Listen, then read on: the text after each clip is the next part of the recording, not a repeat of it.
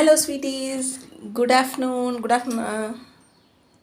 ஆமாம், good afternoon. இன்றைக்கி வந்து என்ன பார்க்க போகிறோன்னா, இது என்ன கீரை?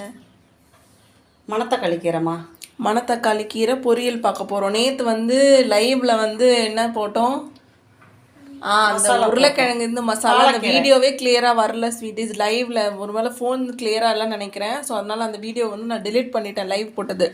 இன்னொரு நாள் அதை செய்யும் போது நான் வீடியோவே போட்டுடுறேன். ஸோ கூடிய சீக்கிரம் ஃபோன் மாற்றிட்டேன்னா அதில் ஒரு நாள் லைவ் வரலாம். ஏன்னா சுத்தமாக அது கிளியராகவே இல்லை, ஒரு கிளியரன்ஸே கிடைக்கல. ஆமாம், அதை போட்டுக்கலாம். இன்னொரு நாள் நம்ம இந்த ஃபோன்லாம் மாற்றினதுக்கப்புறம் லைவ் போய்க்கலாம். ஓகே, இன்றைக்கி நம்ம இதை பண்ணுறது பார்ப்போமா? கீரை மணத்தக்காளி கீரை வாங்கியிருக்கேன் இன்றைக்கி. வயிறு புண்ணுக்கெல்லாம் நல்லது, வாய் புண்ணுக்கெல்லாம். சரி, அது பொரியலாக பண்ணிடலாம் அப்படின்ட்டு கட் பண்ணி வச்சாச்சு. கொஞ்சம் முதல்ல தண்ணி ஊற்றி ஊற வைக்கணும். உடனே கழுவுனா வாஷ் பண்ணாக்க மண்ணு போகாது. கொஞ்சம் ஊற வச்சு அதுக்கப்புறம் ஒரு 3 டைம் 4 டைம் நல்லா கழுவிட்டு தண்ணிலாம் ட்ரை பண்ணிவிட்டு அப்படியே இது போல் கடாயில் வச்சு முதல்ல வந்து வதக்கி எடுப்போம். இது கொஞ்சம் வேகாது, அப்படியே பச்சடியாக கொஞ்சம் தாளிப்பில் போட்டோம்னாக்கா வேகாது. கொஞ்சம் வதங்கின பிறகு நம்ம தாளிப்பு போடலாம். சரி, ஓகே. ஃபஸ்ட்டு என்ன பண்ண போகிறோம், இதை வதக்கணுமா? ஆமாம், இது அப்படியே தண்ணியாக இருக்கும். அதில் கொஞ்சம் அதில் இருக்கிற தண்ணியிலே கொஞ்சம் சாஃப்டாக வேகும்.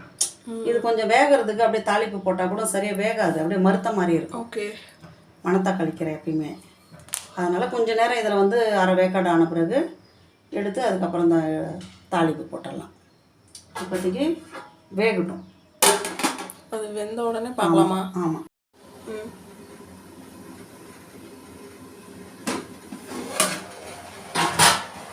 நல்லா இதாச்சு. அதில் இருக்க தண்ணியே வந்துடும் போல. இதில் இருக்கிற தண்ணி தான் ஃபுல்லாக ட்ரை பண்ணி கழுவி தான் வச்சுருந்தேன் அந்த சல்லடையால். இதில் இருக்கிற தண்ணியே தான். இப்போ நம்ம தாளிக்கும் போது போடும்போது ரொம்ப நேரம் வெந்துச்சுனாக்கா ரொம்ப கசப்பு தட்டும். ஒரு கீரை ஒரு மாதிரி. ஆமாம், இது எப்பவுமே மணத்தக்காளி கீரை கொஞ்சம் ரப்பாகவே இருக்கும். கசப்பு இருக்கிறத செய்யணும், சிறு கசப்பு இருக்கும். ரொம்ப நல்லது, வயிற்று புண்ணுக்கு ரொம்ப நல்லது.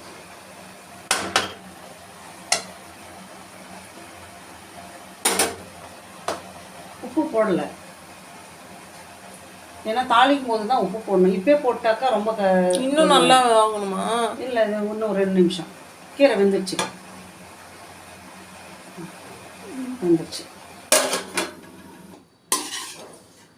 இந்த அடியில் கொஞ்சம் தண்ணி நிற்கும் இதில் இருக்கிறது. வெந்த பிறகு என்ன செய்கிறீங்கனாக்கா இது போல் எடுத்துக்கோங்க, தனியாக எடுத்துங்க. அந்த தண்ணி தேவைப்படாது, ஊற்றிடுங்க. ஏன்னா அந்த ஃபுல்லாக கசப்பாக தான் இருக்கும். தாளிக்கலாமா? அதே கடாயில் ஆற விட்டுருக்காங்க. அந்த தண்ணி வந்து அடியில் இருக்கிற தண்ணி வந்து ஊற்றிடணும். ஏன்னா அந்த கசப்பு தன்மை ஃபுல்லாக போயிடும்.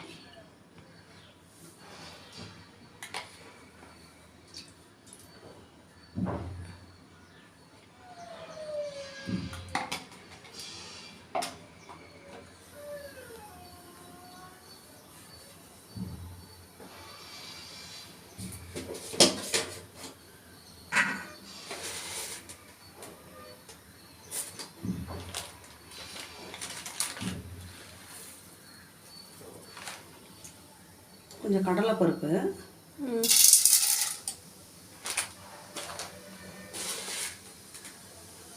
கொஞ்சம் உளுந்து, கொஞ்சம். இந்த சமயத்தில் கடுகு போட்டால் போதும். முன்னாடி கடுகு போட்டாக்கா ஃபாஸ்ட்டாக கருப்பாயிடும், பொரிஞ்சிச்சுனாக்கா இதாகிடும். கடலைப்பருப்பு, உளுத்தம்பருப்பு, கடுகு.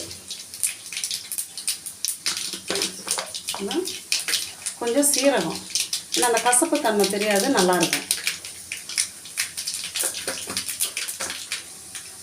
சீரகம் பொரிக்கும் போதே ஒரு வாசனை. ஆமாம். வெங்காயம்,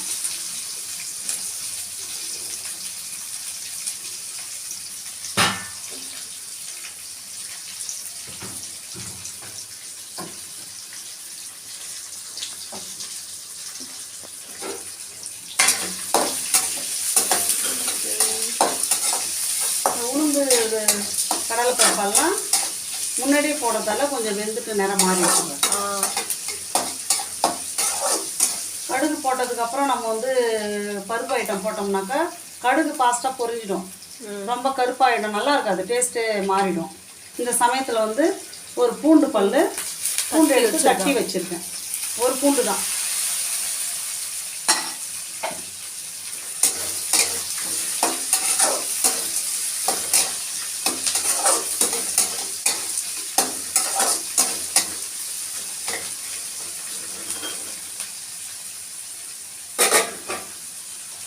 டெய்லியும் நம்ம வீட்டில் என்ன சமைக்கிறோமோ அந்த ரெசிபீஸ் தான் போட்டுட்ருக்கோம். இப்படி தான் இருக்கும். டெய்லியும் சமைக்கிறது ஏதாவது வெஜ் இருக்கும், சில டைம் நான்வெஜ் சாப்பிடும்போது நான்வெஜ் இருக்கும். மிளகாய் வந்து அப்படியே 2 வந்து கிள்ளி போட்டோம்னாக்கா கொஞ்சம் நல்லா இருக்காது. இப்படி பண்ணி அதனால் வந்து ஒரு 4 மிளகாய் காரத்துக்கு ஏற்ற மாதிரி எடுத்துங்க. மிக்ஸி ஜாரில் கொஞ்சம் 2 ஓட்டு ஓட்டி போடுங்க. நல்லா டேஸ்ட்டாக இருக்கும். கொஞ்சம் சில கீரையில் வேர்க்கடலையும் போடுவோம், நம்மளே அது மாதிரி போட்டிருக்கோம். இதுலேயும் போடலாம், வேர்க்கடலை போடலாம். அப்படி வேர்க்கடலை இல்லை அப்படின்னாக்கா கொஞ்சம் அரிசி, புழுங்கல் அரிசி லேசாக கொஞ்சம் வறுத்துட்டு 2 ஓட்டு ஓட்டி கூட போட்டுக்கலாம். தேங்காய் போடலாம், தேங்காயும் போடலாம். தேங்காய் போடலாமா கீரை? போடலாம். அதான் நானும் இன்ஸ்டாகிராமில் 2-3 வீடியோஸ் பார்த்தேன், அதில் வந்து தேங்காய் போடுறாங்க. இல்லை தேங்காய் போட்டு போடலாம். ஏன்னா எல்லா கீரையிலையும் போடலாம். இதில் ஏன்னா முக்கியமாக வந்து இதிலே வந்து வயிற்றில் புண்ணெல்லாம் ஆடுறதுக்கான இருக்குது. தேங்காய் பால் போட்டாலும் தேங்காய் போட்டாலும் போடலாலும் நல்லா தான் இருக்கும்.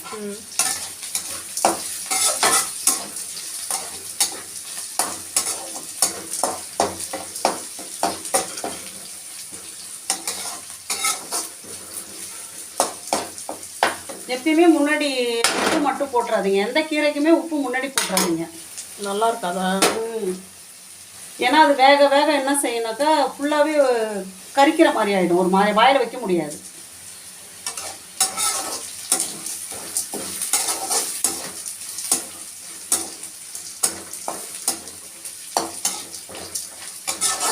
நல்லா கலர் மாறிடுச்சு இந்த சமயத்தில். இதுவரை இன்னும் உப்பு போடல தானே? இல்லை, போடலை. இதோ இப்போ எல்லாமே இதை கீரை பாருங்க, நல்லா பலன்னு இதிலே வெந்துருச்சு. வெளி கடாயில் தான் வச்சு கொஞ்சம் ஆவி கட்டி நல்லா வேக வைக்கணும். உப்பு போடக்கூடாது. கொஞ்சம் உங்களுக்கு இது ஈஸியாக இருக்கும். ஏன்னா தாளிச்சிட்ட பிறகு தண்ணி நிறையா இருக்கு, இன்னும் ட்ரை ஆகலையே அப்படின்னு இருக்கக்கூடாது. இல்லை, அதுக்காக தான். ஓகே.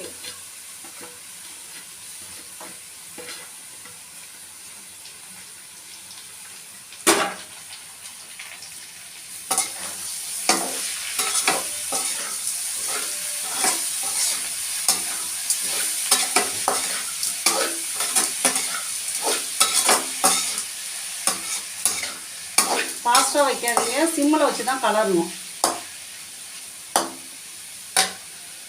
இப்போ தான் உப்பு போடணும். ஆமாம், கல் உப்பு போட்டுறாதீங்க, கரையாது. திட்டமாக வந்து சால்ட்டு அளவு உப்பெல்லாம் பார்த்து போடுங்க. கம்மியானாலும் திரும்ப போட்டுக்கலாம், அதிகமாகிடுச்சுனாக்கா வேஸ்ட்டாக போயிடும். நம்ம சேனலை பார்த்து ஒருத்தவங்க சமைச்சு அதை கஸ்டமர் சூப்பராக இருக்குன்னு சொல்லும்போது எவ்வளோ ஹாப்பியாக இருக்குல்ல. இதை விட வேறு சந்தோஷம் வேறு எதுவுமே இல்லை. நம்ம சப்ஸ்கிரைபர்ஸ் ஏறுதோ இல்லையோ, நம்மளுக்கு இன்கம் வருதோ இல்லை, இது ஒரு எனர்ஜியாக இருந்தது. அவர் சொல்லும் போது ரொம்ப எங்களுக்கே ஒரு பாசிட்டிவ் நோட்டாக இருந்தது. பரவாயில்ல, அதை பார்த்துட்டு செஞ்சுட்டு கஸ்டமர்ஸும் சூப்பராக இருக்குங்கன்னு சொல்லியிருக்காங்கன்னு சொல்லிட்டு சொன்னார். அப்படி செய்யும்போது எப்பயுமே கீரை வரும், பலன்னு இருக்கும். அவ்வளோதானா? ஆமாம், உப்பு போட்டிருக்கல, வேகணுமா? இல்லை, சிம்மில் வச்சு கொஞ்ச நேரம் அந்த உப்பு எல்லாமே இறங்குறதுக்காக. கீரைக்கு எப்பயுமே அரை உப்பு போடுங்க. உப்பு இல்லை நிறைய போட்டுறாதீங்க, கொஞ்ச நேரம் இருக்கட்டும், ட்ரை ஆகும். கரண்டியில் இருக்கிறத தள்ளி விடணுன்னாக்கா கை சுட்டுக்கு போகிறீங்க. Okay okay. அதனால் ஏதாவது ஒரு கரண்டி ஏதாவது டீஸ்பூன் இருந்ததுனாக்கா மூடி வச்சுட்டு அப்புறமா இது பண்ணலாமா? ஆமாம், அவ்வளோதான். 2 நிமிஷம் ஆச்சு. பிறகு 2 நிமிஷம் கழிச்சு பார்த்தோம்னா அது ஃபுல்லாகவே ட்ரை ஆகும். ஃபுல்லாக ட்ரை ஆகும். ஒன்றோட ஒன்று ஒட்டாது. நல்லா சில பேர் பருப்பு போட்டு செய்வாங்க, சில பேர் செய்ய மாட்டாங்க, கூட்டு மாதிரி பண்ணுவாங்க. பெரும்பாலும் இது போல் பொரியல் பண்ணி சாப்பிட்றது ரொம்ப நல்லது. இதிலே கடலை பருப்பு, உளுத்தம் பருப்பு நல்லா இருக்கும். அது வேணும்னா போட்டுக்கோங்க, இல்லைன்னா உங்களுக்கு தான். ஆமாம், அவ்வளோதானா? அவ்வளோதான். ஓகே. இன்னைக்கு லஞ்ச் ரெசிபி என்ன பார்த்தோம்னா மணத்தக்காளி கீரை. மணத்தக்காளி கீரை வரேன்.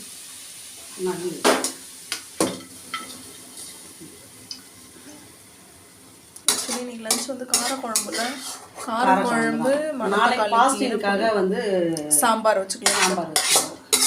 சரி போட்டுட்டியா? இதில் பூண்டு கொஞ்சம் எக்ஸ்ட்ராவே போடுங்க. ஓகே, இன்றைக்கி வந்து லன்ச் சைட் டிஷ் வந்து மணத்தக்காளி கீரை பொரியல் பார்த்தோம். எப்படி பண்ணுறதுன்னு பார்த்துட்டு நீங்கள் கமெண்ட்டில் சொல்லுங்கள். இது போல செய்யுங்க. ஏன்னா தனியாக வேக வச்சு எடுத்துட்ட பிறகு தாளிப்பு போடுங்க. எப்பயுமே அதில் இருக்கிற தண்ணி வேஸ்ட்டாக நம்ம வெளியில் ஊற்றிடலாம். ஏன்னா அந்த கசப்பு தன்மை எல்லாமே வெளியில் வந்துடும். சரி ஓகே, இன்றைக்கி வந்து மணத்தக்காளி கீரை பொரியல் பார்த்தாச்சு. இந்த வீடியோ உங்களுக்கு பிடிச்சிருந்தா லைக் பண்ணுங்கள், ஷேர் பண்ணுங்கள், சப்ஸ்கிரைப் பண்ணுங்கள். மறக்காமல் உங்களோட ஆதரவு கொடுத்துட்டே இருங்க. இதுவரை சப்போர்ட் பண்ணுறவங்க எல்லாருக்கும் ரொம்ப ரொம்ப தேங்க்யூ. நிறைய பேர் நம்ம வீடியோ பார்க்குறீங்க பட் சப்ஸ்கிரைப் பண்ணாமல் பார்க்குறீங்க. ஏதாவது டவுட்ஸ்னு உங்கள் கமெண்ட் செஷனில் கமெண்ட் பண்ணுங்கள். இதுவரை சப்போர்ட் பண்ணுறவங்களுக்கு ரொம்ப ரொம்ப தேங்க்யூ. இதுக்கப்புறம் சப்போர்ட் பண்ணுறவங்களுக்கு ரொம்ப ரொம்ப தேங்க்யூ. இன்னொரு வீடியோவில் பார்க்கலாம். டாடா, பாய் பாய். என்னுடைய சொந்தங்களுக்கு ரொம்ப நன்றி. தேங்க்யூ. பாய்.